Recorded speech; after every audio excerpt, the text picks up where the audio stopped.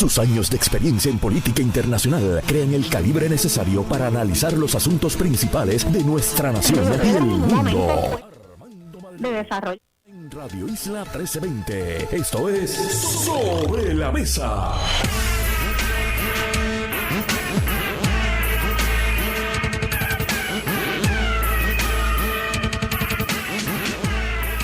Buenos días, Puerto Rico. Soy Armando Valdés. Usted escucha Sobre la Mesa por Radio Isla 1320. Hoy en Sobre la Mesa va a estar con nosotros Gloria Ruiz Quilan. Sí, ella va a estar hablando con nosotros sobre todo lo que ha sucedido a nivel político en nuestro país, entre la Comisión Estatal de Elecciones, los reclamos sobre endoso fatulo, la respuesta de Elmer Román a Edwin Mundo, que ha dicho: Edwin, deja de estar metiendo feca. Y Edwin Mundo que dice: no, es que yo tengo testigos. Y en el Partido Popular, el anuncio de Juan Zaragoza, de su equipo de campaña, corre allá en La Pava con esto de la primaria. Y veremos si finalmente hay un poquito de pique. Bueno, lo hubo esta semana con el tema de Ronnie Jarabo. Juan Zaragoza lanzando también sus dardos en dirección de Jesús Manuel Ortiz. Hace falta un poquito de ruido. Hace falta igual que lleguen a la primaria, superen la primaria y gane el que gane, al próximo día se una el Partido Popular Democrático. Pero, al menos hace falta también que la gente sepa que hay una primaria y que el Partido Popular es relevante. Ese es el gran reto de esa colectividad. Hablamos sobre todo eso con Gloria Ruiz Quilan. Además, a las 9 de la mañana regresa nuestra nueva colaboradora, Carmen Yulín Cruz Soto, y junto a ella va a estar Piñero Solano, directora ejecutiva de la Asociación de Agricultores de Puerto Rico. Vamos a estar hablando sobre el desarrollo agroecológico en Puerto Rico. Además, a las 9:24 de la mañana, Jesús Santa estará con nosotros, el expresidente de la Comisión de Hacienda de la Cámara de Representantes. Hablaremos con él sobre el proceso presupuestario para este año 2024-2025 y le adelanto que le voy a estar preguntando sobre cómo Tatito Hernández vislumbra el continuar objetando el aumento salarial de los jueces, cosa que ya el gobernador además había adelantado, se convertiría en materia presupuestaria. Pues fíjense, ahí en la Cámara es donde comienzan las materias presupuestarias. Hablamos con él sobre ese tema y por último, 9:40 en el último segmento, María de Lourdes Santiago, senadora del Partido Independentista Puertorriqueño. Hablamos sobre la demanda del Senado al Departamento de Educación por fallar en la entrega de documentos requeridos por el alto cuerpo legislativo. Todo eso y por supuesto, como todos los días, el mejor análisis de todos los temas para hoy, 22 de febrero, jueves 22 de febrero, jueves de asopao. Yo no sé dónde usted esté ahora mismo, pero yo acabo de llegar aquí y está lloviendo con ganas.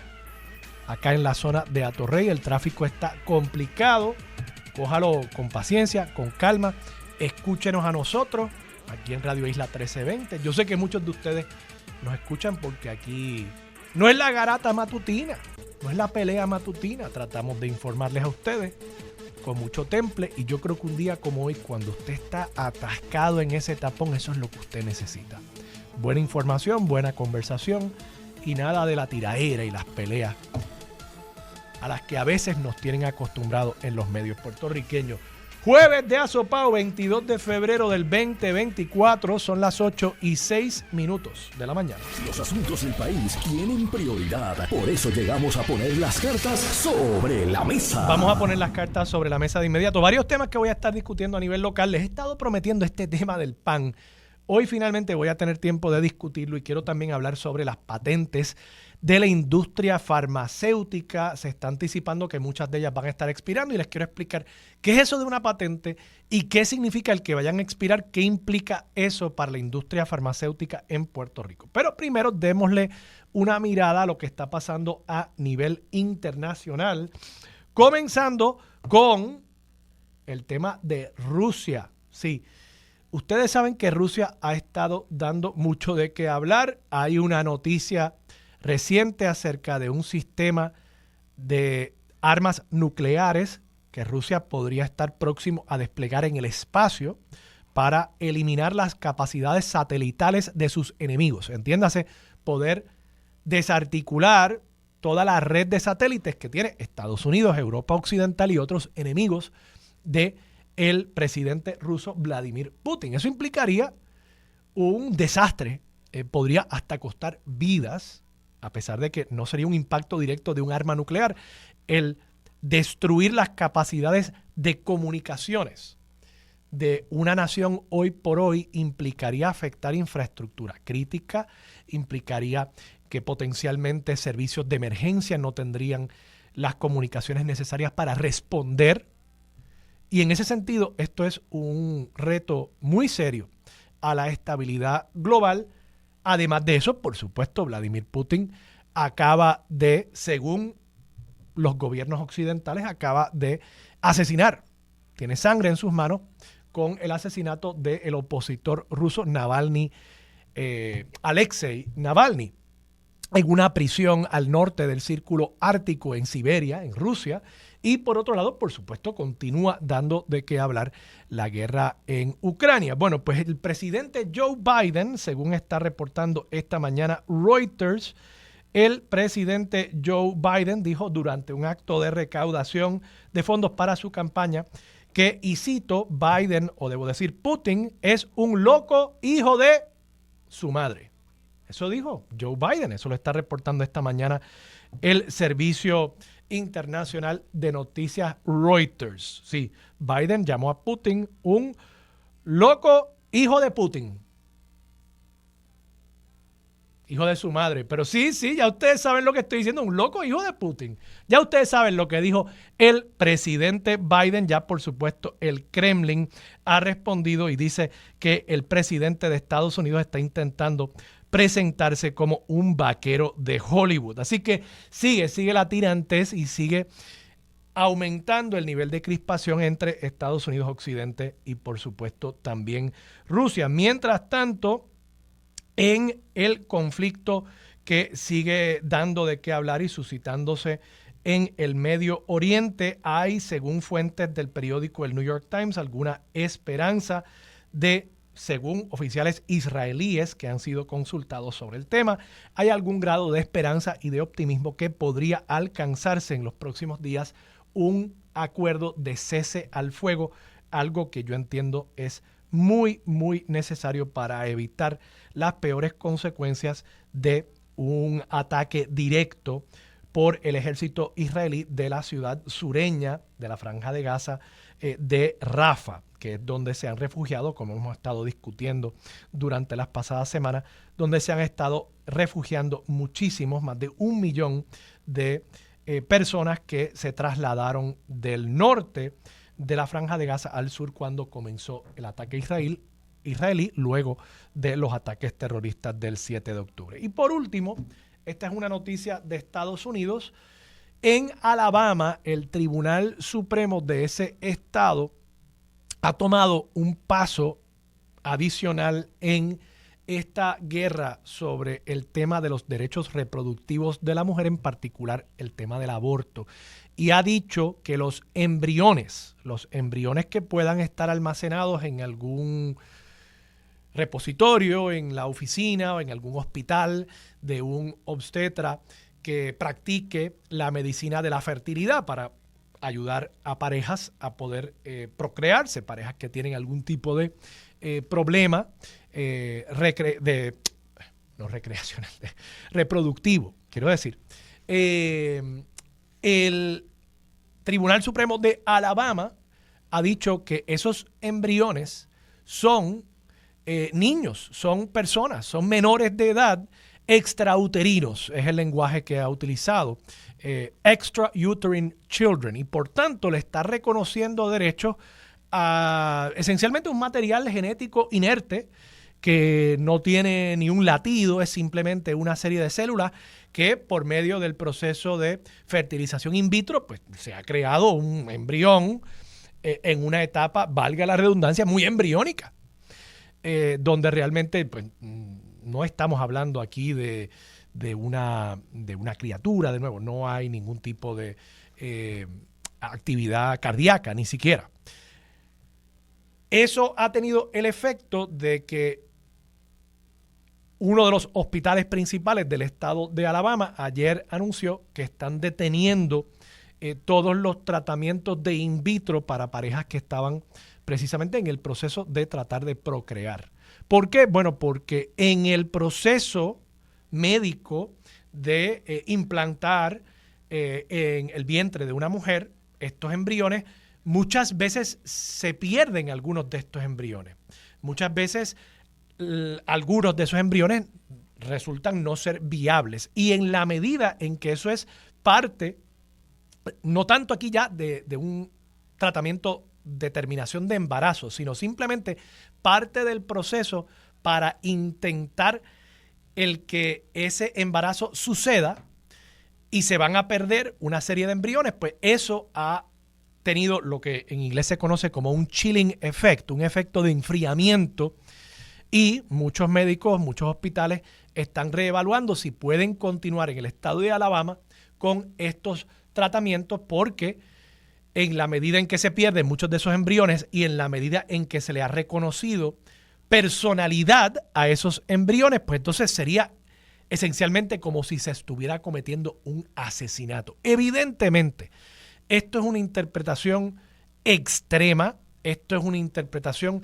absolutamente no científica, es una interpretación y es una imposición de unas creencias, algunos podrían decir religiosas, yo creo que ni siquiera eso, unas creencias que quieren imponer unos sobre otros en cuanto a la posibilidad de procrearse, y irónicamente, para ser un grupo que dice ser pro-life, que dice defender la vida, aquí estarían esencialmente impidiendo el que pueda realizarse, el que pueda materializarse esa vida que parejas que tienen dificultades para procrearse están intentando traer al mundo. Así que miren ustedes cuán irónico es este resultado de una decisión judicial en esta continua batalla que tiene la derecha, la ultraderecha americana, por el tema del aborto y los derechos reproductivos de la mujer. Más que el tema del aborto, es realmente la imposición a la mujer, es realmente meterse en la habitación de las parejas, es realmente tratar de establecer un código moral de la sexualidad humana, que francamente yo no sé dónde es que encuentran, ciertamente yo no creo que sea en la Biblia cristiana, dónde es que encuentran el enraizamiento para justificar este dogmatismo conservador que desde los tribunales están tratando de imponerle a la población. Vamos a pasar a temas locales. Les llevo prometiendo este tema. El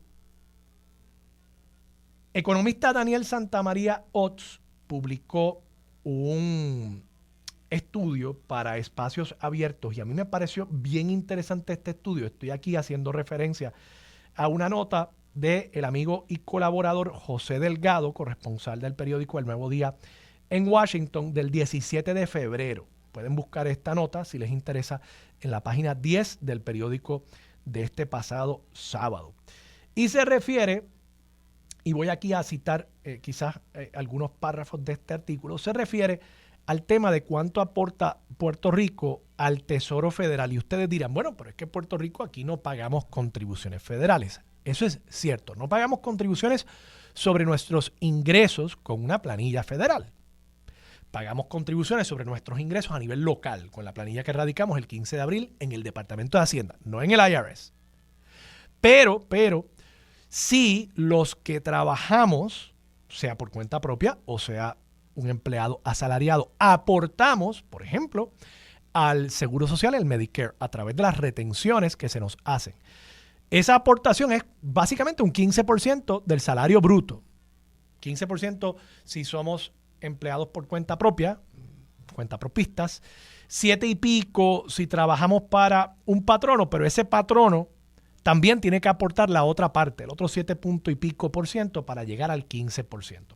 Cuando uno suma la totalidad de lo que por ese concepto Puerto Rico le envía al Tesoro estadounidense para cubrir, de nuevo, eso es para cubrir Seguro Social y Medicare.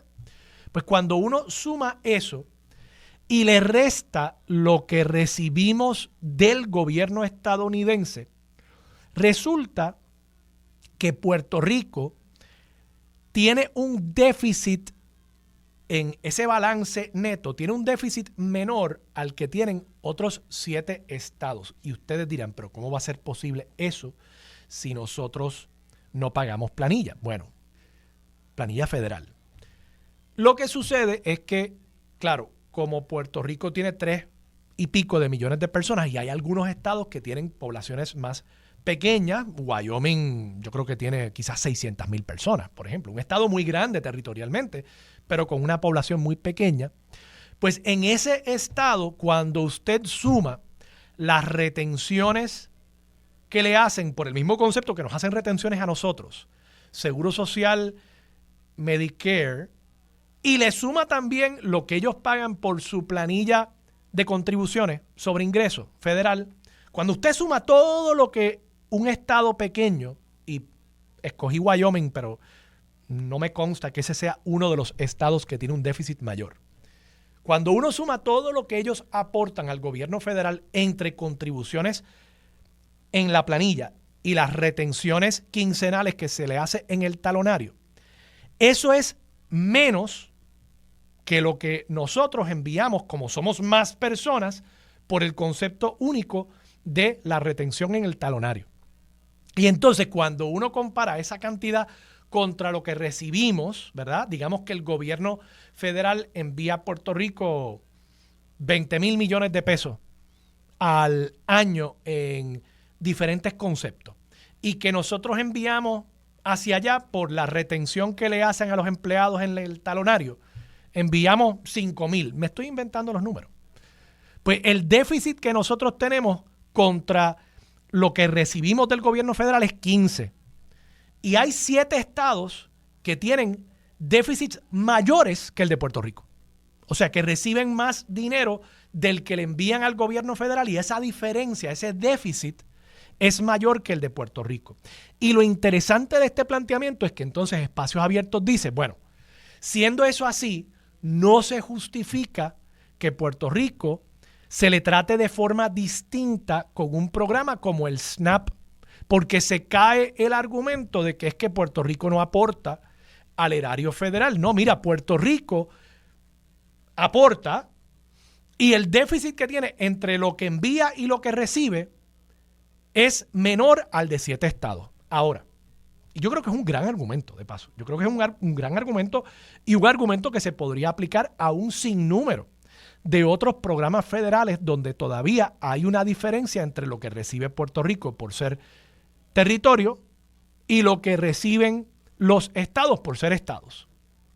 Bajo la teoría de que es que ellos pagan lo mismo que los demás estados y Puerto Rico no. Bueno, pues Puerto Rico realmente paga por concepto de esas retenciones y el déficit que tenemos en ese intercambio, ese balance entre lo que envía el gobierno federal y lo que enviamos nosotros hacia el gobierno federal, Puerto Rico no es el que más déficit tiene. Así que es un argumento bien interesante. Ahora, estoy seguro que van a haber quienes digan, ahí ustedes ven que es que por ser territorio, por ser colonia, nos están discriminando y por eso es que hace falta la independencia. Estoy seguro. Apunten lo que eso viene por ahí. Pero ¿qué sucede?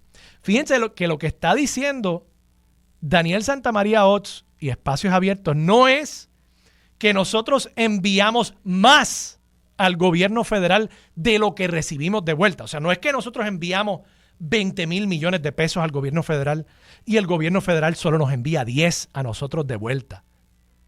No. Es que el déficit nuestro es menor al de otros 7 estados. O sea que cuidado con ese planteamiento, porque yo sé que hay quienes dicen no tenemos que preocuparnos por el tema de las transferencias federales porque bajo la independencia, porque primero que bajo la independencia el gobierno federal nos va a seguir enviando ese dinero en bloque para que nosotros hagamos lo que nos dé la gana con ese dinero. Ese es el planteamiento del Partido Independentista Puertorriqueño histórico, que ellos, porque los americanos, fíjense, los americanos son bien malos, discriminan contra nosotros siendo parte de Estados Unidos, pero cuando seamos un país independiente, bajo ese escenario utópico que pinta el Partido Independentista Puertorriqueño, pues los americanos nos van a enviar todo el dinero que queramos para que el Partido Independentista Puertorriqueño lo administre como ellos le vengan en gana. Pero además se argumenta que es que Puerto Rico envía más dinero del que recibe del gobierno federal. Y fíjense ustedes aquí que no, que lo que está planteando este economista es: nosotros tenemos un déficit contra lo que envía el gobierno federal menor que el de otros estados, pero sigue habiendo un déficit y sigue siendo un déficit inmenso. En la balanza, Estados Unidos, el gobierno de Estados Unidos envía mucho más dinero a Puerto Rico del que nosotros aportamos. Eso es una realidad. Yo no estoy diciendo si eso es bueno o malo. Simplemente que tengamos cuidado con los argumentos que hacen algunos que suenan muy racionales para justificar sus posiciones. Y derecho tienen a ello, pero estemos claros en que no necesariamente están íntimamente relacionados con la realidad económica de Puerto Rico. Vamos a la pausa.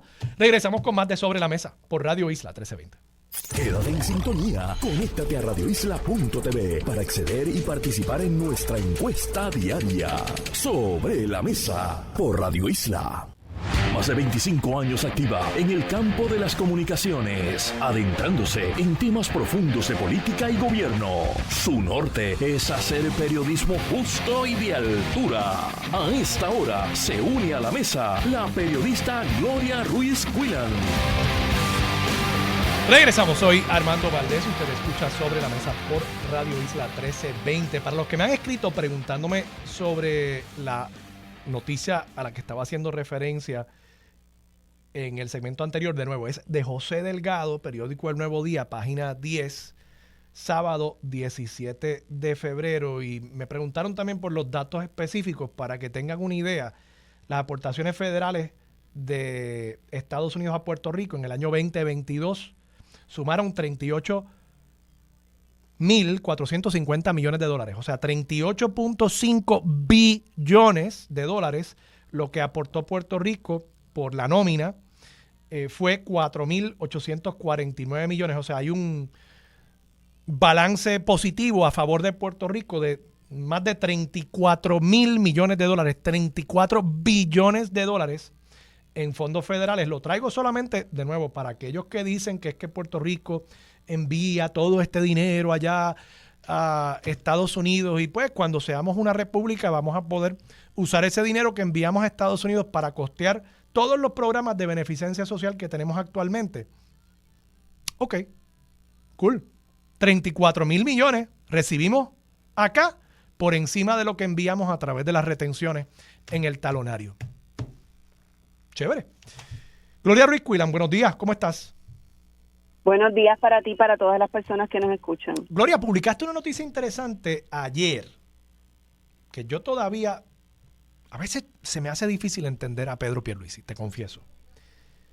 Porque ha dicho el gobernador que él le quiere seguir dando espacio al Congreso antes de decidir si convoca un plebiscito en Puerto Rico conforme a una ley que dejó la legislatura anterior, que era del PNP, que le permite al gobernador por orden ejecutiva decir, pues mira, mañana va a haber un plebiscito. Bueno, no mañana, ¿verdad? Pero con algún tiempo de anticipación, él podría convocar un plebiscito por orden ejecutiva.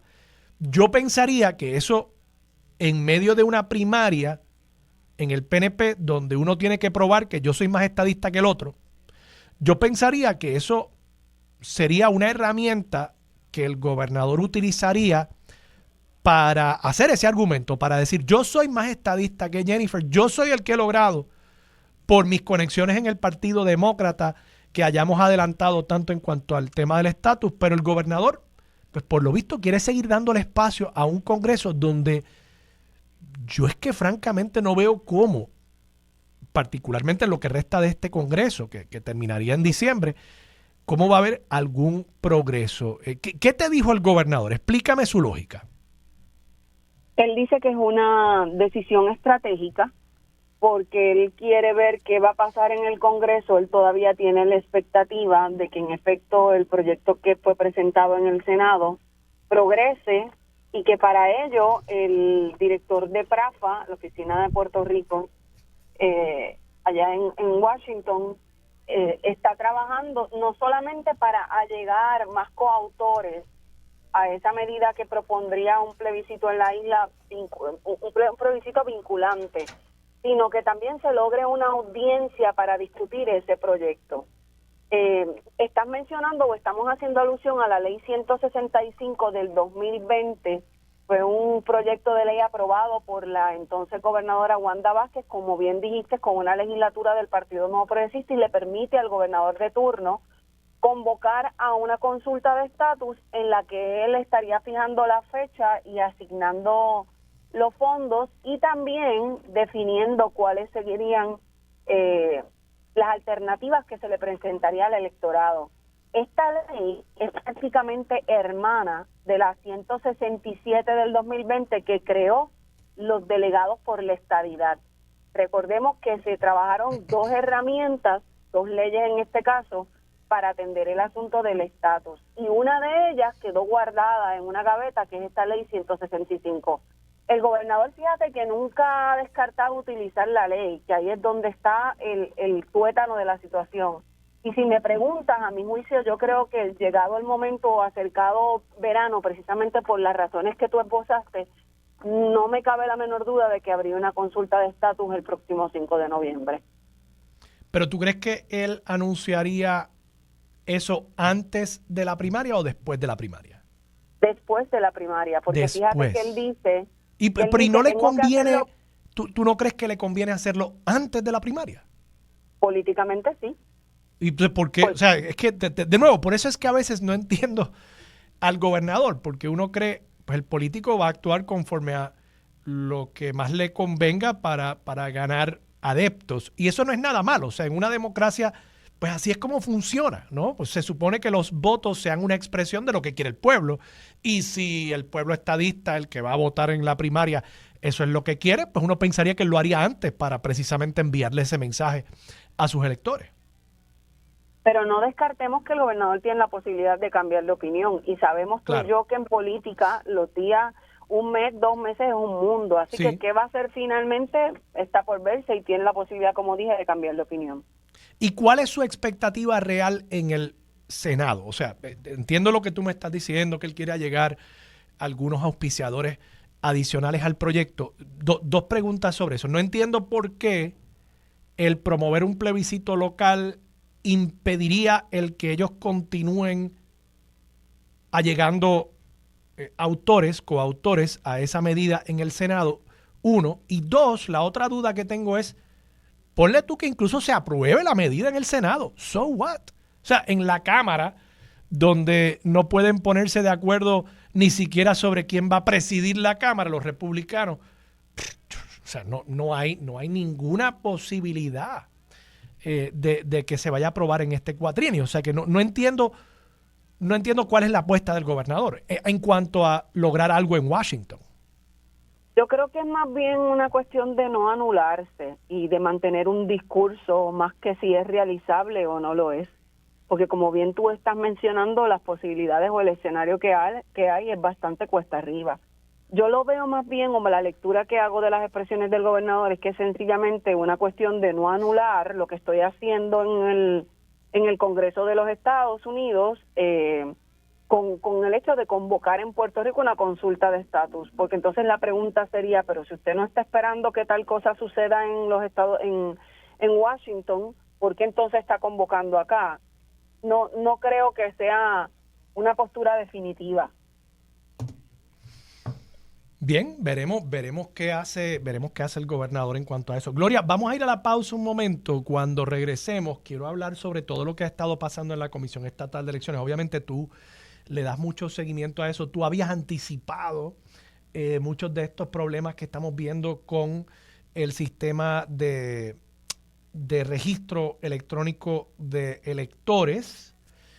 Tú habías publicado una nota extensa sobre los problemas que habían surgido en cuanto a esto, y hemos seguido viendo problemas adicionales con el tema de los endosos, con el tema de cómo se le notifica a electores que efectivamente endosaron o no a un candidato, una serie de lagunas. Yo personalmente, sigo pensando que este sistema es muy superior, aún con todas sus lagunas, muy superior al sistema anterior, porque, vamos, antes era un trámite en papel, por lo menos el tema de los endosos, y ahí sí que no había forma de saber si a usted le habían robado su identidad para endosar un candidato en el que usted no creía. Por lo menos ahora hay alguna oportunidad de que usted sea notificado.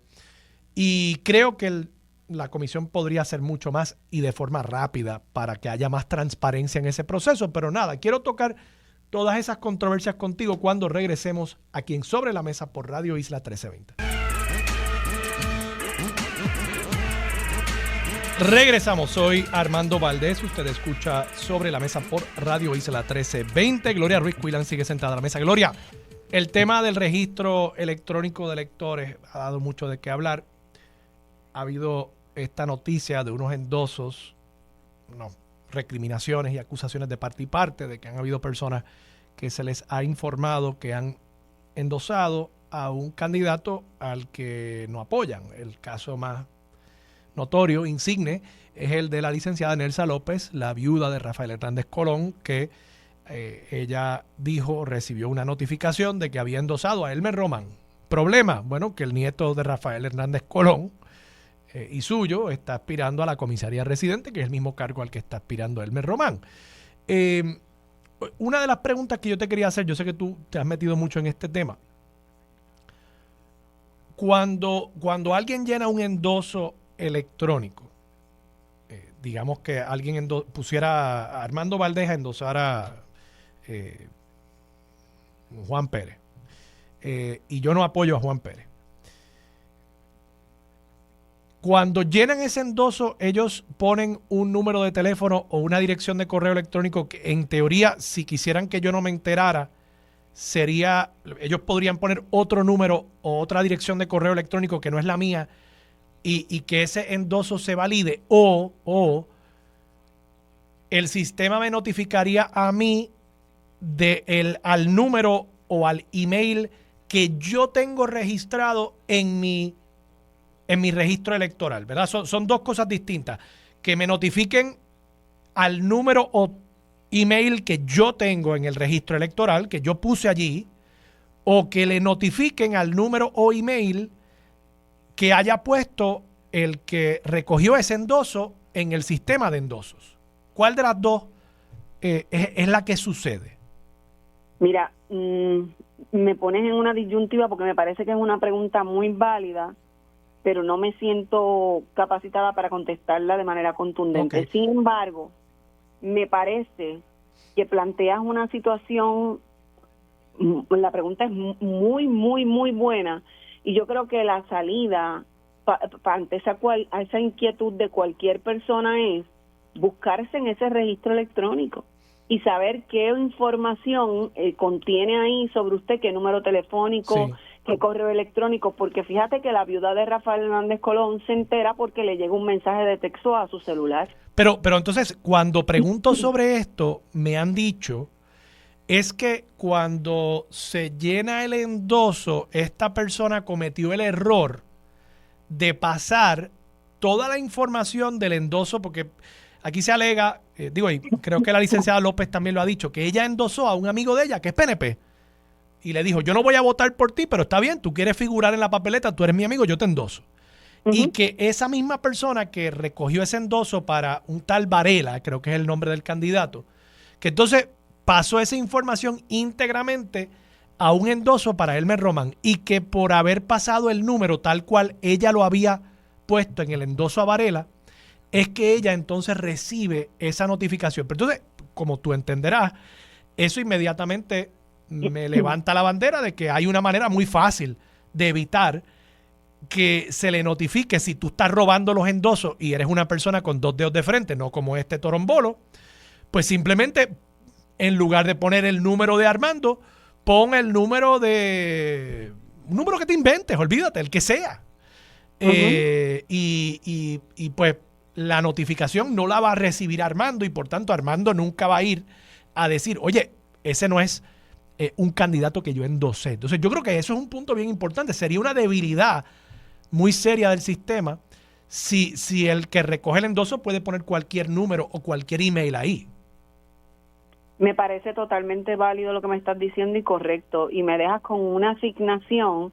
De hecho, me puse a buscar ahora el artículo 7.15 del Código Electoral, que es el que habla de que este sistema va a ser a partir de este ciclo electoral 2024 electrónico, y no provee nada de esto, más bien habla en términos generales de que las peticiones de endosos deben contener los nombres, el nombre de la persona, los apellidos, la fecha de nacimiento, el género, el nombre del padre y la madre, el número de identificación electoral, el número del precinto de su inscripción electoral y la firma. Y el formulario incluirá el nombre legal, cualquier apodo que utilizar en la papeleta, el partido político por el que aspira, etcétera, etcétera. Sí. Digo, y yo no entiendo tampoco por qué la comisión no puede incluir en el registro electoral de cada elector una pantalla, que yo creo que esto no requeriría muchísima programación. Yo sé alguito de este tema de las páginas de internet y demás, y de cómo funcionan muchas veces las bases de datos. Porque una cosa es la página que usted ve, lo que se conoce como user interface. Otra cosa es el backend.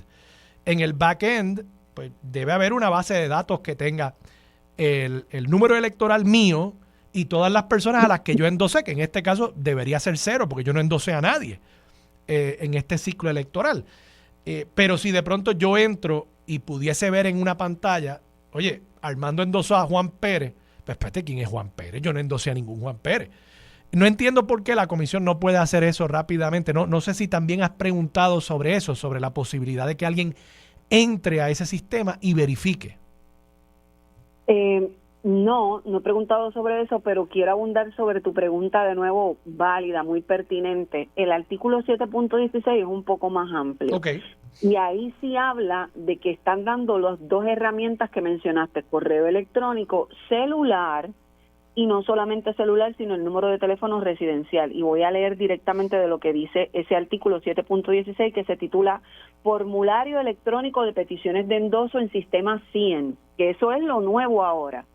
Comenzando en el ciclo cuatrienal de 2024 y con la adopción del sistema 100, los formularios de peticiones de endosos para aspirantes primaristas, candidatos independientes y partidos políticos por petición se configurará de la siguiente manera. Como mínimo, los formularios electrónicos de peticiones de endosos del sistema 100 deberán tener la información siguiente de los electores endosantes: número de identificación electoral, últimos 4 dígitos de su seguro social individual, primer nombre, segundo nombre, apellido paterno y apellido materno según figuran en el registro electoral, primer nombre del padre y el primer nombre de la madre según figuran en el registro electoral, género, fecha de nacimiento según figura en el registro electoral, número de teléfono residencial incluyendo el código de área, número de teléfono celular incluyendo el código de área, dirección postal completa incluyendo código postal, fecha en que realiza la petición de endoso y direcciones de correos electrónicos personal que utiliza con mayor frecuencia.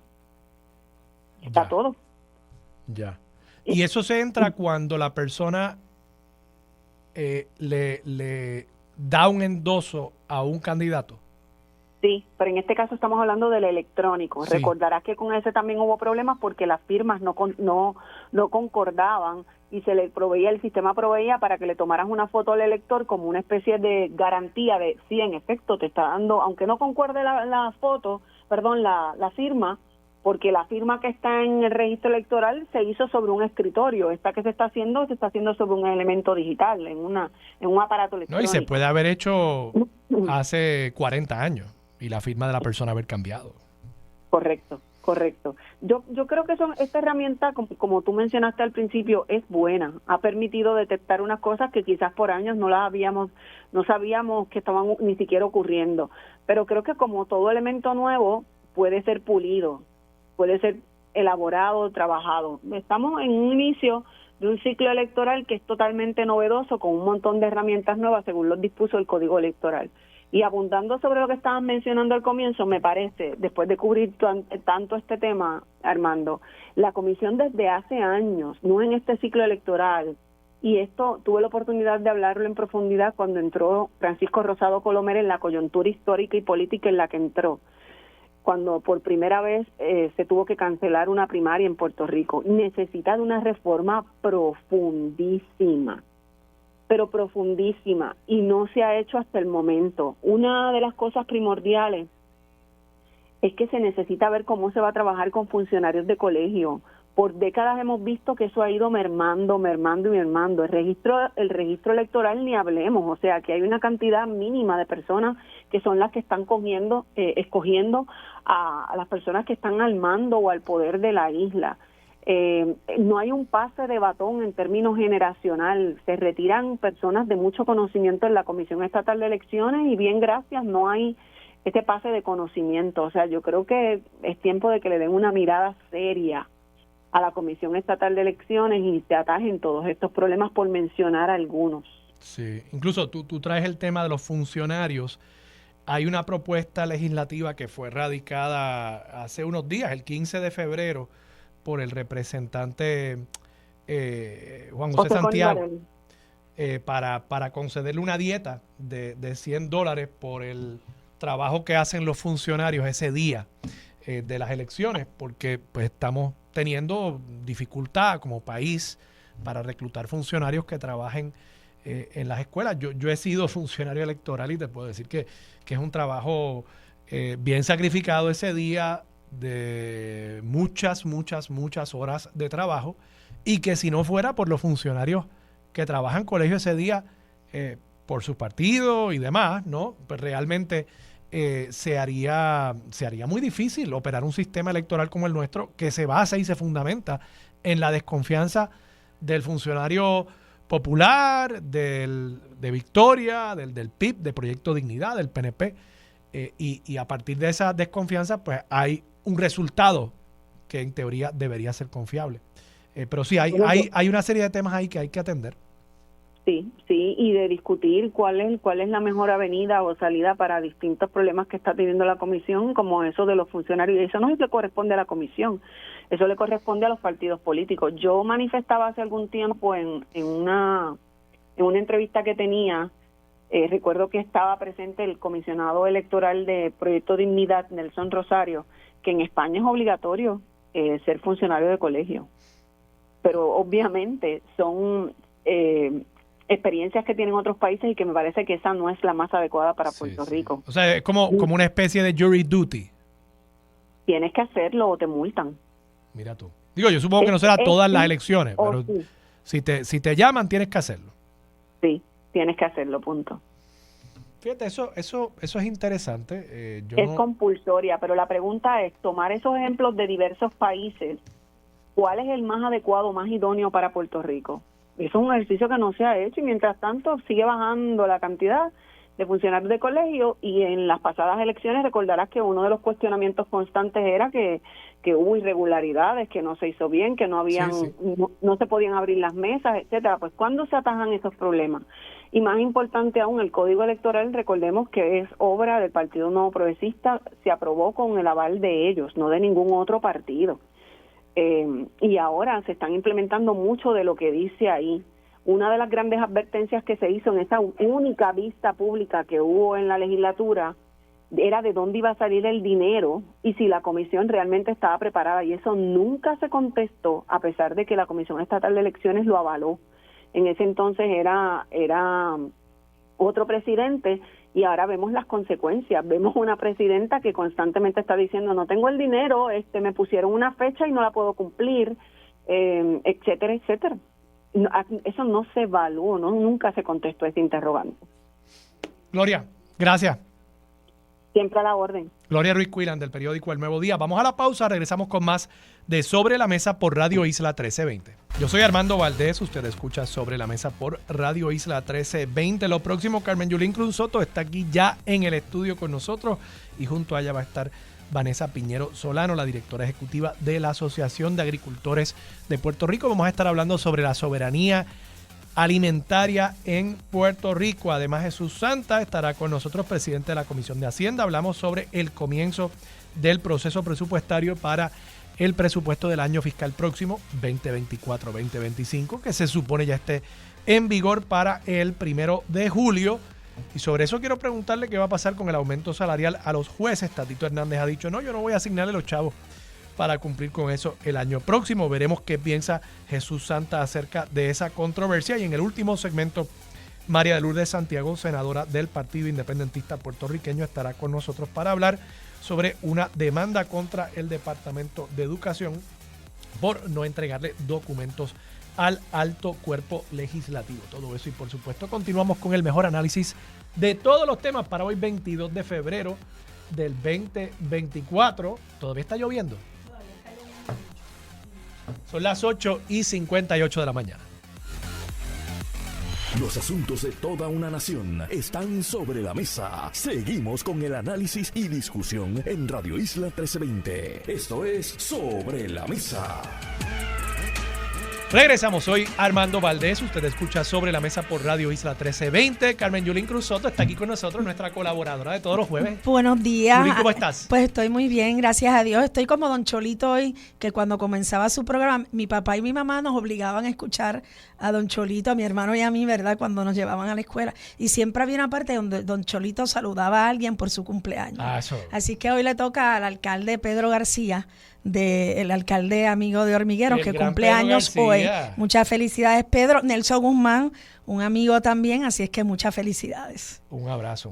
Siempre es bueno el cumpleaños, esta nueva vuelta, y tiene que ver, fíjate, con lo que vamos a hablar, es una nueva vuelta al sol, un nuevo comienzo. Sí. Tú sabes que yo aprendí, yo a veces, tú sabes que uno pasa por distintas etapas en la vida. Yo estoy ya en la tercera etapa. Cumplo 61 el domingo. 61, de verdad. 61 el domingo. Jamás te hubiese puesto esa edad. Pero a veces en la vida he tenido momentos en que quizás no he querido celebrar cumpleaños. Pero hace unos años fui a celebrar el cumpleaños número 90 de una tía abuela mía, que ya desde ese momento, pues, lamentablemente falleció. Y fue una ocasión tan alegre. Y dije, oye, estas oportunidades para celebrar la vida, aunque pueda ser algo arbitrario en el contexto del universo, ¿verdad? La vuelta que da nuestro pequeño planeta alrededor de una pequeña estrella en una esquinita de la Vía Láctea, ¿no? Creo que uno tiene que pausar y celebrar esos momentos en la vida, porque la vida es corta, la vida es frágil. Y uno, pues, no quiere llegar a los 90 años y decir, caramba, ¿y por qué no celebré los otros 89? Y cada Yo creo día que hay que, buscar y sé que hay mucho dolor también, sé que hay muchas personas para las que a veces estas celebraciones pueden traer recuerdos difíciles y nostalgia, y puede ser también un momento difícil para muchas personas, pero creo que hay que buscar la oportunidad de celebrar la vida. Y no solamente celebrar la vida, Armando, sino darse cuenta que cada día cuenta. Y hoy que vamos a estar hablando de un tema importante en la agricultura, y agradezco infinitamente a nuestra invitada que va a entrar por teléfono en unos minutos, a Vanessa. Yo creo que es bien importante también darnos cuenta de lo que la vida nos ha dado y recordar para no cometer los mismos errores. Tú y yo, al igual que todos los que nos están escuchando, vamos a recordar esos días, esas semanas, meses después de María, donde uno, si iba al supermercado, a tratar de entrar al supermercado, o encontraba algo muy limitado o no encontraba nada en las góndolas. Esas fotos de esas góndolas vacías le dieron la vuelta al mundo. Y si estabas en las islas, municipios de Vieques y Culebra, era aún peor la situación a la que te enfrentabas. O si estabas en la montaña. Correcto. O tú sabes que pues, tú me diste el honor y privilegio de ayudar. Él no quiere decirlo, pero Armando, Luis Vega y otros compañeros estuvieron a cargo de una brigada solidaria que iba a hogares de ancianos, calladamente, ¿verdad? Usted se está enterando hoy aquí en Radio Isla que Armando Valdés... Con un grupo de voluntarios extraordinarios, gente joven. Manejo de emergencia, sí. Doctores, enfermeras y personas que iban nosotros manejamos en aquel momento 63 centros de ancianos. Égidas, principalmente. Égidas, exacto. Oye, y aquí en Atorrey, cerquita de aquí, habían personas en estos edificios altos pasando hambre. Yo todavía recuerdo unos días después del huracán, en una de las ejidas aquí, que es un edificio alto, como eran 12 pisos, un señor mayor que vivía en un 9º piso. El ascensor en ese edificio no estaba funcionando, no había planta, y él bajó y estuvo todo el día esperando para que nosotros lo lleváramos a un refugio. Y yo te confieso, yo no entendía, Yulín. Yo no entendía porque ese señor me dice, mire, yo necesito ir a un refugio. Yo le digo, mire, pero si Si usted está en su apartamento. Usted está en su exacto. apartamento. Y me dice, sí, pero es que yo no puedo comer allá arriba porque no tengo a dónde ir a buscar comida, no tengo cómo subir con las bolsas de comida, no tengo cómo cocinar la comida, y si yo me quedo allá arriba, yo no voy a comer. O sea Correcto. que esta persona no se fue al refugio porque temía que su casa iba a inundarse. Vivía en un 9º piso, en Atorrey. No, es que temía no poder tener un plato de comida. Y eso pasa mucho, Armando, que en Puerto Rico confundimos lo que es el hambre extrema, ¿verdad? Y hoy te decía que en la contraportada del Nuevo Día hay una actividad de Somos, de El Arca, del Chef Clemente, a quien cuando yo era alcaldesa le cedimos lo que se llamaba antes el Museo de Vida Silvestre, ahora alberga El Arca, una organización que todos los días cocina y da comida para la gente. Entonces decimos, en Puerto Rico no hay nadie que se muere de hambre. Bueno, probablemente podemos encontrar a casi nadie que muera de hambre, pero sí vamos a encontrar a personas con niveles de desnutrición, sobre todo las personas de la tercera edad que viven solitos, que comen de lunes a viernes y sábado y domingo, nadie les lleva comida. Sí vamos a encontrar urbanizaciones de clase media, que antes eran clase media alta y ahora son clase media, ¿verdad? De escasos recursos, que cuando tú abres la nevera lo que ves es nada. Un galón de agua y quizás medio galón de leche. Y por eso es que la agricultura es tan importante, por eso es que desarrollar nuestra agricultura en términos de pequeños y medianos agricultores, agricultura que sea de todo, ¿verdad? No solamente la agricultura de la lechuga, el tomate, el plátano, las aves, las gallinas, las ovejas, el café, que no solamente es tan importante para todos en Puerto Rico, pero que es una industria. Yo recuerdo cuando nosotros decíamos con mucho orgullo que el café que tomaba el Papa era café de Puerto Rico, ¿verdad? Y eso nos abre las puertas a través de todo. Oye, que de paso, el mundo. tú me trajiste el otro día una bolsita de café Yulín, que tú me dices que no tienes nada que ver. No tengo nada con que la ver, eso lo empresa. hace Pedro Bengochea allá en Castañer, en Bartolo. Y déjame decirte que está bueno. ¿Cómo es que se describe? Fuerte y dulce a la Fuerte. vez. Y en efecto, Cualquier, Café Yulín es fuerte y dulce a la vez. pues una marca Muy bueno, muy bueno. marca registrada en Puerto Rico que se hace en Castañer y repito, no tengo nada que ver con eso. Y a través de Pedro Bengochea llegó a la organización Pro Café a visitarlos, a hablar con ellos, y allí conozco a Vanessa, que quiero saber si está. Sí, ya la tenemos en línea. Vanessa, ¿cómo estás? Sé que estás en el tapón, no te preocupes, vamos a tener la conversación como si estuvieras en el estudio. Muy buenos días, muy buenas. ¿Ustedes me escuchan en el estudio? Perfectamente. Perfecto. Te escuchan en bueno, todo pues. Puerto Rico. Estoy súper contenta, gracias Julín por la invitación. Estoy acá, como dicen, en el tapón, pero muy contenta porque hay lluvia y nuestros agricultores en el campo se ponen muy contentos cuando entonces estas gotitas de lluvia llegan, más ahora en este momento que está floreciendo el café para la próxima cosecha. Y hablando de lo que mencionaba, voy a hacer un comentario. Antes en el campo no se pasaba hambre jamás. Cuando hablas de las urbanizaciones y estos envejecientes que están en estos condominios, porque en el campo siempre está la pana, el racimito de guineo, el ñame, la yautía, y los vecinos siempre son solidarios, se llevan las chinas, se llevan los aguacates. Y si estás hablando del café de don Pedro Bengochea allá en Castañer, son gente donde tú llegas y de allí no sales con las manos vacías. Vanessa, tú diriges la Asociación de Agricultores de Puerto Rico. ¿Cuántos miembros tiene la Asociación de Agricultores? Esos son todos agricultores bona fide. No tienes que ser agricultor bona fide porque tenemos jóvenes agricultores que son los young farmers que están en formación.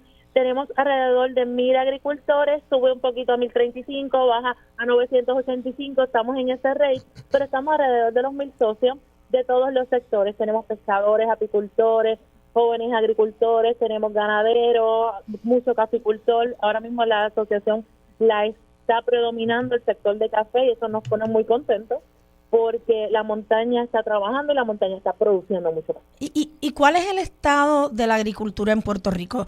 Se dice que nosotros importamos de 85 a 90% de lo que consumimos y que solamente obviamente producimos del 10 al 15%. ¿Esos son los mismos números que ustedes tienen? Creo que esos números hay que retomarlos porque hace 40 años estamos escuchando el mismo 15%. Basado en mi experiencia, pues podríamos estar cerca de 10, 15%. Todo el tiempo yo hablo de aumentar. Si tenemos un 90 o un 15, tenemos tanta oportunidad como el 90 o el 85% del mercado disponible.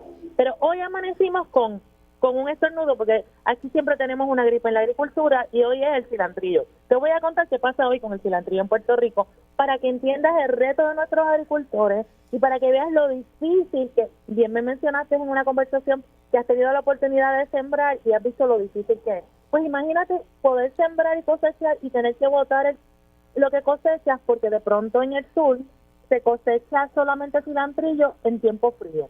Ahora está saliendo el último cilantrillo después de Navidades que sale en el sur, porque ya ellos después no siembran más cilantrillo porque entran las calores y el cilantrillo pues le gusta el fresquito. Pues mis agricultores que producen cilantrillo todo el año hoy están compitiendo con que el precio del cilantrillo en el sur se puso $1 la libra, cuando el precio siempre oscila entre las $4 la libra, ¿verdad? ¿Qué pasa?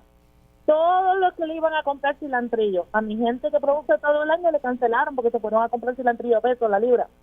Y hoy vemos ranchos completamente apagados, botando 300 libras, botando 100 libras. Cuando tú dices botando, es que literalmente el cilantrillo, yo no puedo creer, la cara mía si la viera, el cilantrillo cosechado en Puerto Rico literalmente se bota.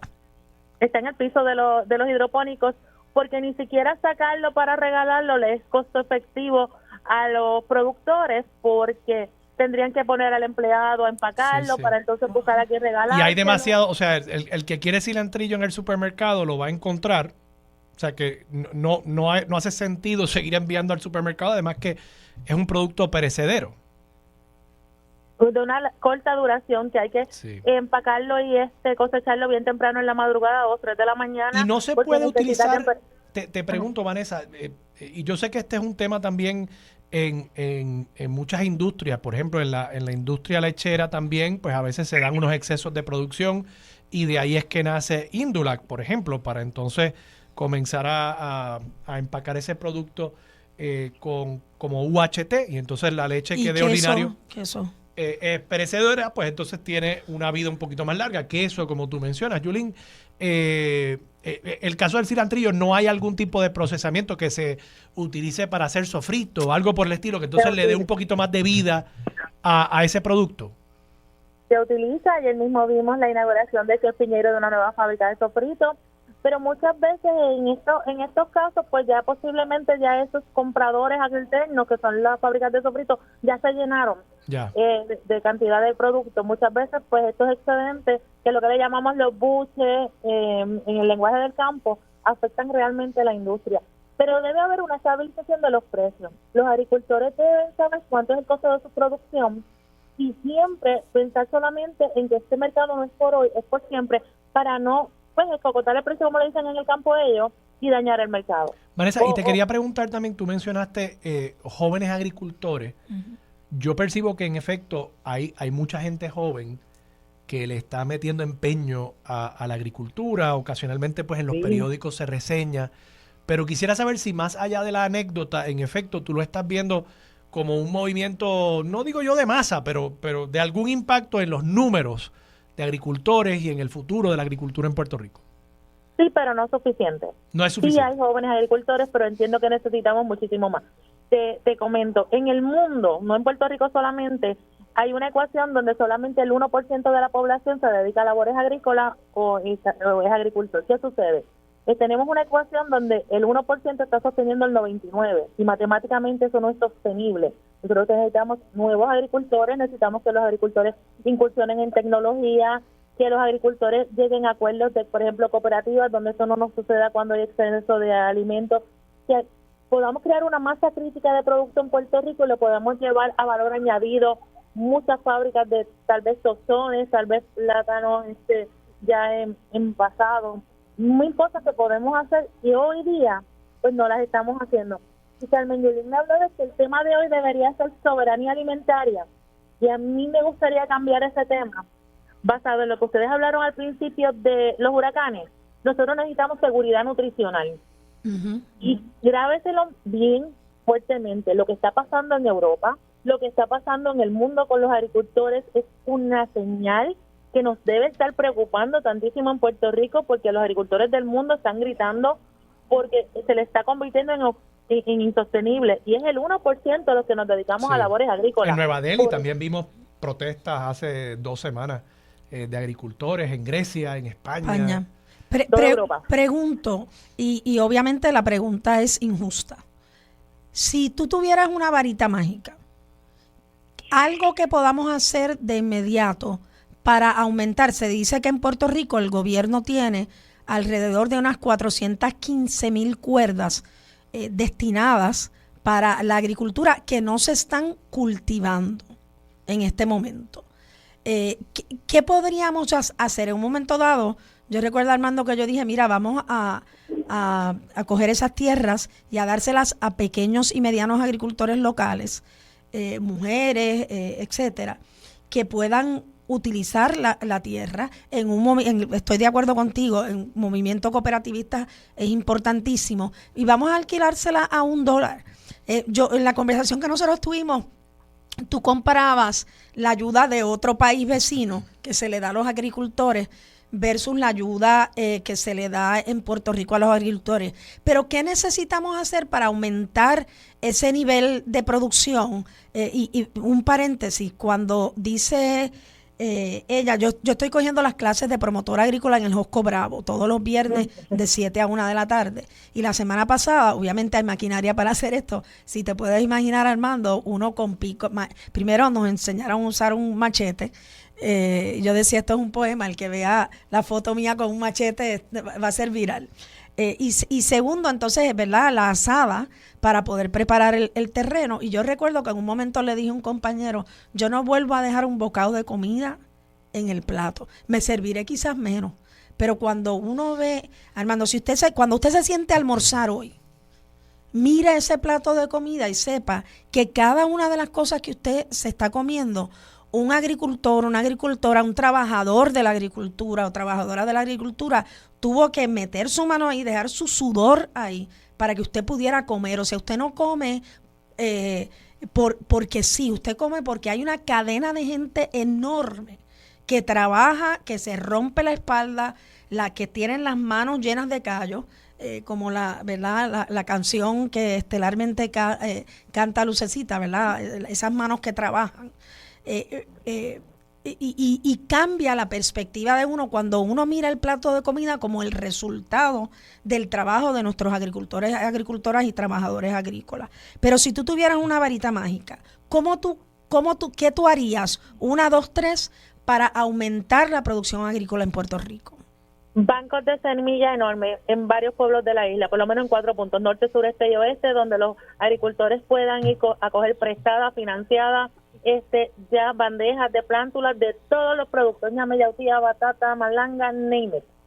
Luego de eso, esa es la primera, pero lugares enormes con semilla disponible.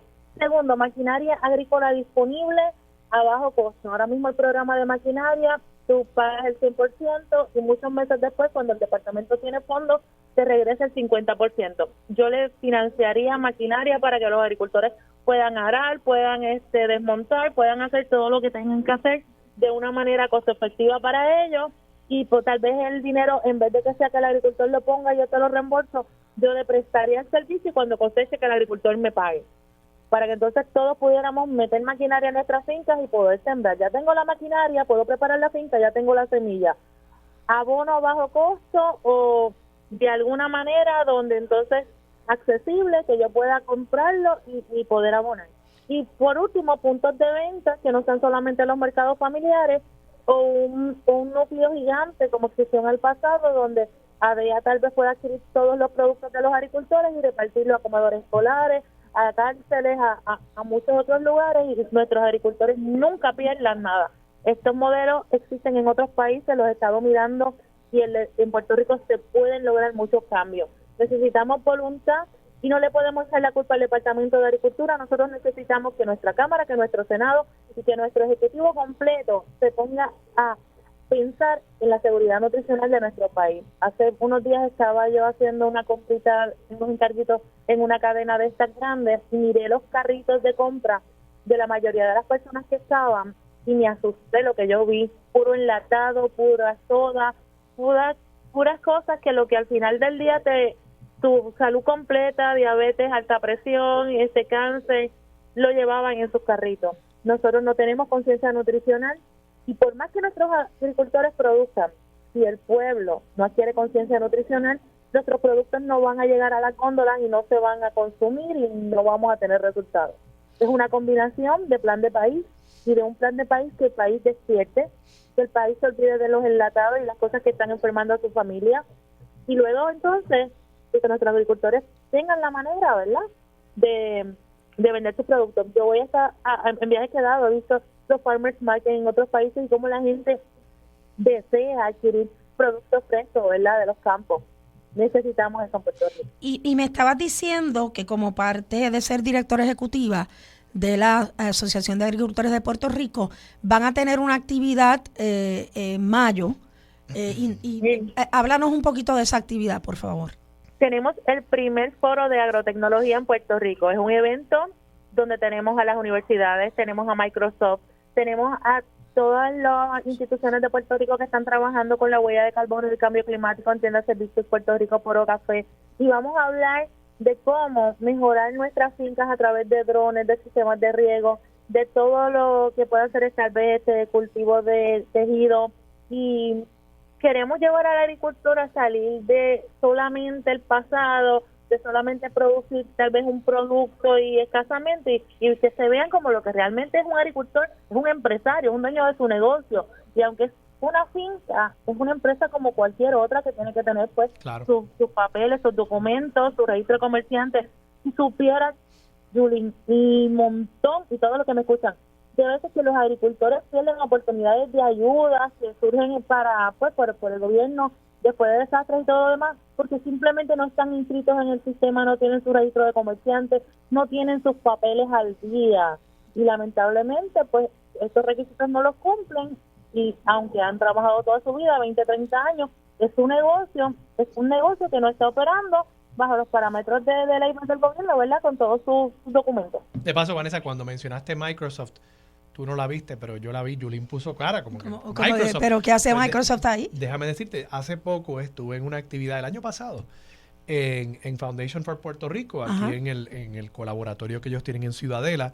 Era una actividad de inteligencia artificial y allí estaba precisamente un technology partner, creo que de Microsoft, si no me equivoco, que están utilizando inteligencia artificial para ayudar a los agricultores en cuanto al tema de riego, por ejemplo. ¿Cuánta agua necesitan ciertos tipos de cultivos para que sea lo más eficiente posible? Que no le des ni más agua de la necesaria, ni menos. Y cuándo hay que regar esos cultivos para optimizar la producción de esa planta. Y eso se está haciendo en Puerto Rico a pequeña escala, ¿no?, con inteligencia artificial. Y presumo que esta actividad de mayo es para precisamente masificar eso un poco. Que la gente sepa, ¿verdad?, con nuestros agricultores y agricultoras sepan que eso está disponible. Sí. No, y de paso, pues nos tenemos que ir a la pausa, Vanessa, pero antes de despedirnos de ti, danos la información de nuevo de cuándo va a ser la actividad y dónde podrían buscar más información las personas interesadas. 29 de mayo en el Centro de Convenciones de Atillo. Se pueden comunicar a mi número de teléfono 787-501-7777. Nos pueden escribir a través de la página de Facebook de la Asociación de Agricultores de Puerto Rico. Y estamos para servirles, para ayudar a todos los agricultores pequeños, medianos, grandes, ganaderos, pescadores. Cualquier persona que le interese la agricultura nos puede llamar, lo podemos guiar.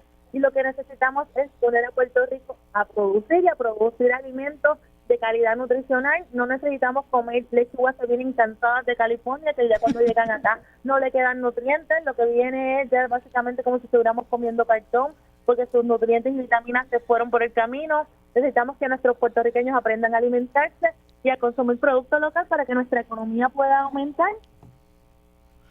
Excelente, Vanessa Piñero Solano, muchas gracias por estar disponible para Sobre la Mesa. Ella es la directora ejecutiva de la Asociación de Agricultores de Puerto Rico. Y Yulín, nos vemos la próxima. Si alguien conoce algún grupo comunitario que está trabajando, que creen que merece, ¿verdad?, tener esta plataforma que tan amablemente Armando está compartiendo durante los jueves, 787-407 809-226-7779. Ese es mi número de teléfono. Me escribí un texto y coordinamos. Yulín, gracias. Gracias a ti. Vamos a la pausa. Regresamos con más de Sobre la Mesa por Radio Isla 1320.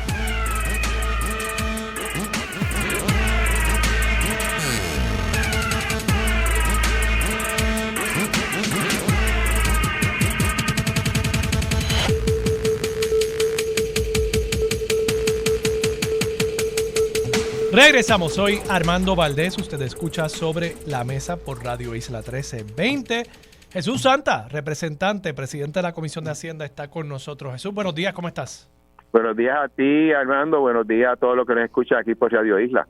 Jesús, vi una nota esta semana en la prensa donde tú reseñabas que ya estaba comenzando el proceso presupuestario, como dicta la Constitución, debe ese proceso empezar en la Cámara. Tú eres presidente de la Comisión de Hacienda, tienes una responsabilidad importantísima en cuanto a ello. Dijiste además que te parecía que estábamos empezando un poquito tarde. ¿Cómo comienza este proceso en este ciclo presupuestario? Bueno, yo no sé si tengo mucho tiempo, pero que quiero decirte cómo sucedía antes y cómo sucede ahora. Tenemos como 8 minutos, así que mira a ver. Está bien. ¿Cómo lo resumes? Me administro. En el pasado, cuando se empezaba la dinámica de presupuesto, realmente sin la Junta, ese presupuesto llegaba más o menos a nivel de los meses de abril o mayo. Ahí la legislatura tomaba acción y trabajaba eso durante los últimos 2 meses de sesión. Por lo general era así. No estaba la Junta. Cuando empieza la Junta, el proceso de presupuesto, realmente el gobierno lo empieza en Navidad, un poco antes, porque empieza a convocar a las agencias a ver sus gastos, la parte programática. Pero distinto al pasado, donde el estimado de ingreso lo hacía la Junta de Planificación, ahora hay que esperar por la Junta de Control Fiscal, quien diga, mira, ustedes deben de estar recogiendo tanta cantidad de dinero. Porque si bien es cierto que el gobierno pudiera tener más o menos definido los gastos, depende de cuánto va a ser el ingreso, a ver cómo ajustar los gastos, ¿no? Cuando yo tuve la primera reunión, que fue el 10 de enero, con el director de la oficina de OGP, el señor Blanco, él me indica que ese proceso iba un poco atrasado. Hace 2 semanas tuvimos reunión con los miembros, con el director ejecutivo de la Junta y su grupo de staff y técnico, y nos corroboró la información. Obviamente no es nada mortal, pero sí está más atrasado si se compara ese proceso con años anteriores. ¿Cuál es mi inquietud? Este es un año eleccionario y suceden 2 cosas importantes. El ambiente político a veces complica las cosas en la legislatura. Yo espero que no, porque hay una intención, por lo menos nuestra, de aprobar un buen presupuesto. Pero lo otro es que al 2 de junio son las primarias. Y todo el mundo sabe que ese último mes hay mucha gente que no va a estar por ahí, que va a estar más envuelta en su primaria. Así que el proceso yo tengo, independientemente esté atrasado o no, comenzarlo lo antes posible si quiero tener el suficiente tiempo para evaluar responsablemente el presupuesto. De ahí es que viene mi inquietud. Ya. Y por supuesto también se puede dar el caso de que ante la cercanía de las primarias y las elecciones también hayan legisladores que de ordinario serían muy responsables, pero que de pronto también quieren hacer unos planteamientos políticos y oponerse a las cosas simplemente por oponerse. O sea que también añade ese elemento de complejidad a todo un tema muy importante. El ambiente pudiera complicarse, eso es cierto. Sí, no es un ambiente necesariamente que se presta para los consensos, es un ambiente de debate, de elecciones. Correcto. Y eso puede complicarse la cosa. Te pregunto, Jesús, entre las controversias que se han suscitado durante estas últimas semanas está, por supuesto, el tema del Poder Judicial y de los aumentos salariales a los jueces. Yo me he sentado, yo he visto la resolución conjunta número 39, que es la que ellos están utilizando y agarrándose a ella como un clavo caliente para decir que la legislatura ya había autorizado los aumentos salariales. Incluso lo interesante es que es una asignación consignada bajo la custodia de OGP y condicionada al cumplimiento con unas metas que quien certificaría el cumplimiento es la Junta. O sea, yo no entiendo cómo ellos leyeron ese lenguaje y entendieron que ya estaba autorizado automáticamente el aumento. Pero el gobernador ha dicho que esto va a ser materia presupuestaria. Tatito ha dicho, presidente de la Cámara, que podría no asignarle el dinero al Poder Judicial para poder cumplir con ese aumento en este próximo año fiscal. ¿Cómo tú ves esa controversia? Bueno, esa controversia viene a que se separa un dinero. Recuérdate que en junio 30 del 2023 no estaba definido ni la cantidad de dinero que se iba a dar a los jueces, ni la cantidad de dinero que se iba a dar a los empleados de la rama judicial. Ni cómo se iba a repartir. Exacto. Y para salvar eso, entendiendo que venía una próxima sesión que empezaba en agosto, se separa ese dinero con la esperanza que en la próxima sesión hubiera acuerdo, especialmente con el proyecto de ley que por la Constitución se tiene que implantar, y por carta del 19 de julio del 2023 la Junta pone como condición que tiene que haber un proyecto en ley para poder permitir el traspaso de ese dinero a la parte de tribunales, ¿no? A la administración de tribunales. En esa línea se separa ese dinero, obviamente baja lo que es el plan de clasificación y retribución con sus glorias y sus defectos, y hay ciertos aumentos a algunos empleados de la rama judicial. Hay una controversia con ellos. De hecho, te quiero aclararte que todavía hay $8 millones pendientes ahí, que el reclamo que ellos están haciendo puede ser válido o es válido, y queda pendiente los 11.2 millones para los jueces porque no se ha aprobado una ley. La interpretación que le estamos dando es que yo no estoy obligado a poner ese dinero si no existe una ley, porque lo que se aprobó es una resolución que tiene términos de 1 año y que inclusive la misma resolución plantea las condiciones por las cuales se tiene que utilizar. Y segundo, el dinero está ahí, ¿cuál va a ser ¿alguien sabe cuál va a ser el aumento a cada juez? Al del Tribunal Supremo, a la presidenta. Sí, yo le he planteado aquí, Jesús, que en teoría los jueces podrían coger el dinero que está ahí y decir, los del Supremo, pues mira, el salario de cada juez del Supremo de ahora en adelante va a ser $2 millones. Y lo que sobre, pues lo repartimos entre los demás jueces. Pues eso no me hace ningún sentido. O sea, las escalas salariales que ellos van a utilizar, ¿cuáles son? Yo he sugerido aquí por las ondas radiales de Radio Isla 1320 que rápido aprueben un proyecto para forzar el issue de nuevo y volver al tribunal si es necesario, que rápido aprueben un aumento de $1. $1, las escalas salariales se ajustan por $1. Que lo firme Cámara, que lo firme Senado, que lo firme el gobernador. Y no estoy diciendo que ese sea el aumento, sino que pues ya yo tengo el poder según la Constitución de establecer las escalas y yo voy a forzar este issue nuevamente para que se restablezca un poco el orden constitucional, porque lo otro que yo creo que ellos no han considerado, ellos están diciendo, una vez tú aumentas el sueldo de un juez, tú no puedes bajarlo durante el término para el cual ese juez fue nombrado. Ajá. Y los que sean nombrados el 1 de julio del 2024 en adelante, cuando ya no esté en vigor la resolución conjunta, el tribunal entiende que entonces van a haber 2 escalas distintas, 2 clases distintas de jueces en el tribunal, o ellos no han llegado a ese punto de analizar el absurdo en el cual ellos mismos se han colocado. Yo, respetando la decisión del juez, yo he sido muy respetuoso siempre en decisiones que muchas no han sido de mi agrado. Yo entiendo que cometieron un grave error en la decisión que se ha tomado y en las acciones que ha tomado el Tribunal Supremo. Creo que es un grave error porque llega a lo ilógico de lo que estás planteando tú.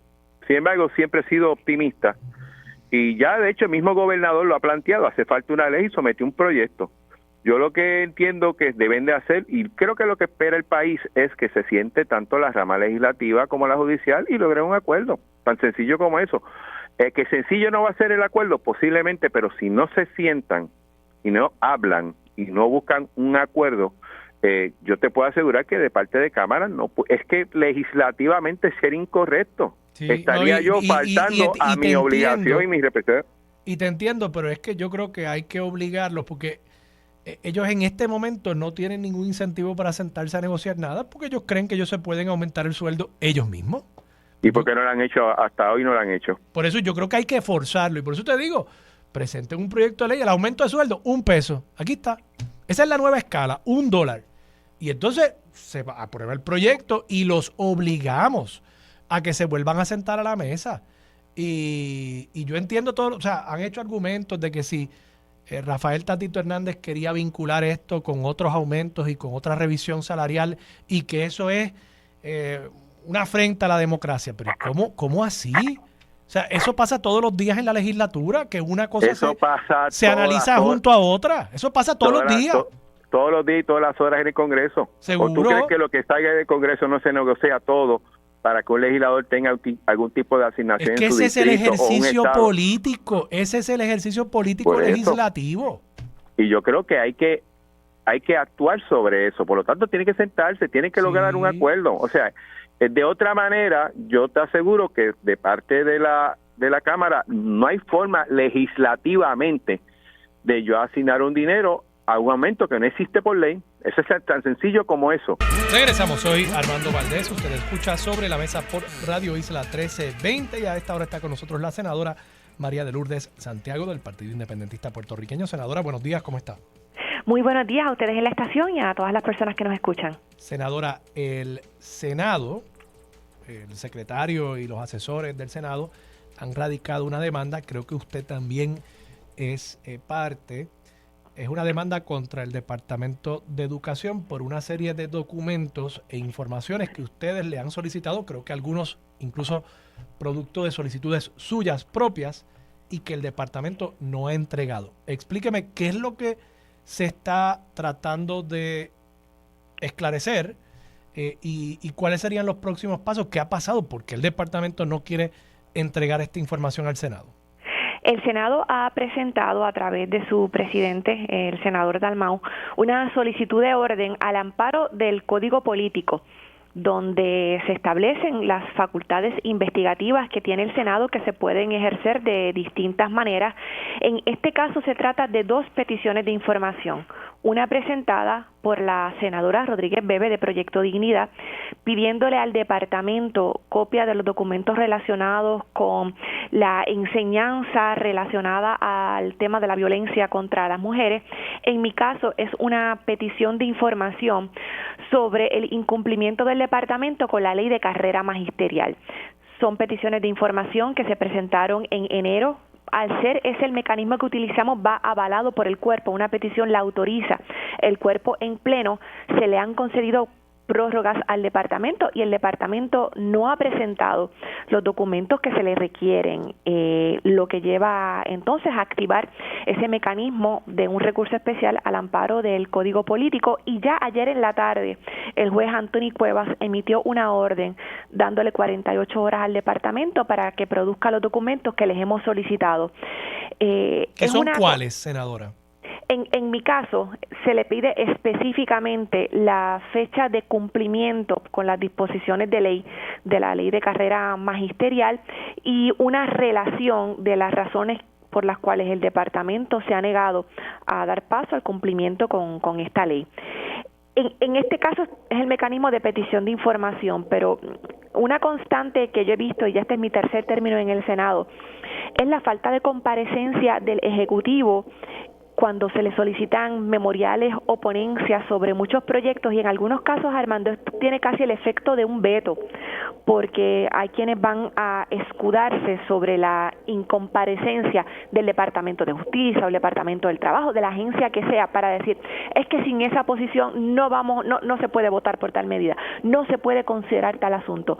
Y es algo que francamente no tiene paralelo con lo que se ha experimentado en otros cuatrenios, o la incomparecencia de que no envían la ponencia, no someten su memorando, o que envían a las vistas públicas a funcionarios y funcionarias que no tienen idea del asunto sobre el cual han sido convocados. Sí, que llegan allí para decir, no tengo la información, senadora, con mucho gusto se lo consigo, y entonces se le da un plazo de tiempo el presidente o la presidenta de la comisión, y a menudo, me sospecho, que esos plazos de tiempo se incumplen y nadie le da seguimiento a esas solicitudes de información. Porque se trata entonces de un proceso casi de persecución y a veces sobre asuntos, qué sé yo, viene el Departamento de la Familia para una vista que tiene que atiende el asunto de la reconstrucción de viviendas después de los terremotos. Oye, pues la primera pregunta que hay que hacerle, señora, ¿cuántas, a la representante de vivienda que acude, cuántas viviendas fueron perjudicadas por los terremotos? Y vivienda no sabe decir. O estamos haciendo una investigación en la comisión presidida por el senador Aponte Dalmau sobre la privatización del servicio de transportación a Vieques y Culebra. ¿Cuál es la primera pregunta evidente a la que se cae de la mata? Bueno, ¿cuánto costaba antes? ¿Cuánto va a costar ahora? ¿Cuáles son los términos o los criterios para evaluar el cumplimiento del contrato? Y nadie sabe decir. Entonces, más que el asunto particular de este recurso, es una preocupación sobre esa dejadez, esa falta de interés del Ejecutivo que tiene un efecto muy nocivo sobre el trabajo que hacemos en Cámara y Senado. Sustantivamente, hábleme un poquito sobre el tema de la carrera magisterial y qué es lo que usted está procurando entender acerca de si se está cumpliendo o no con las disposiciones de esa ley. La carrera magisterial es un concepto que se desarrolló bajo la nueva ley orgánica del departamento que permite que se reconozca con aumentos salariales la preparación y experiencia de un maestro o una maestra. Es un sistema muy complejo, muy complejo, que francamente yo creo que debe ser derogado y sustituido por un concepto más eficiente de clasificación y retribución, porque en conjunto con los niveles y las subcategorías resulta en 27 clasificaciones, algo muy difícil de adjudicar. El cumplimiento de esa ley fue puesto en pausa y reactivado durante este cuatrenio por la Ley 9 del 2021. Se suponía entonces que el departamento echara mano de los documentos que ya habían sometido los maestros y maestras durante años anteriores, los pusiera al día y abriera la plataforma para recibir nuevas solicitudes de maestros y maestras que tienen su maestría, tienen su doctorado y según dispone la ley, son por lo tanto acreedoras a una bonificación por haber permanecido en el sistema y haber alcanzado un nivel importante de mejoramiento profesional.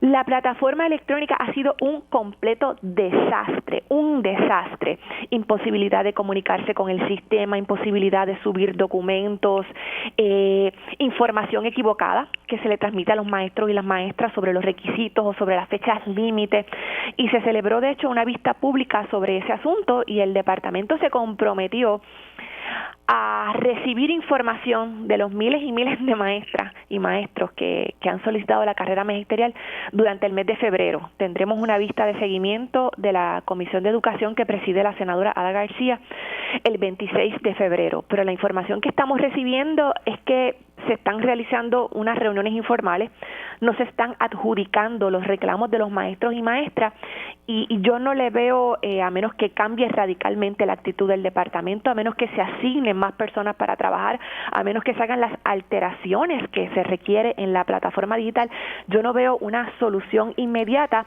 y esto hay que contrastarlo con el tema de los jueces. Que los jueces dicen que la resolución conjunta del presupuesto equivale a una ley especial, que si algo no tiene el efecto de ley es una resolución conjunta y exigen su aumento de salario. En el caso de los maestros está la ley especial, está la reactivación de esa ley, están las instrucciones de parte de la dirección del departamento, pero no los mecanismos para viabilizar ese aumento en la compensación de las maestras. Senadora, le deseo mucho éxito. Yo creo que el Departamento de Educación, y esto no es la primera vez que lo hemos visto, el representante José Bernardo Márquez también tuvo que llevar una demanda contra el departamento por entender cómo se está distribuyendo el presupuesto, que se supone 70% de él llegue al salón de clase y el departamento pues simple y sencillamente no quería dar la información. Así que creo que es importante que haya mayor luz sobre todo lo que está sucediendo al interior del departamento. Gracias, senadora. Muchas gracias a ustedes. Buen día a todos y todas. La senadora María de Lourdes Santiago del Partido Independentista Puertorriqueño. Vamos a la pausa. Regresamos con Mili Méndez. Dígame la verdad, es lo próximo aquí en Radio Isla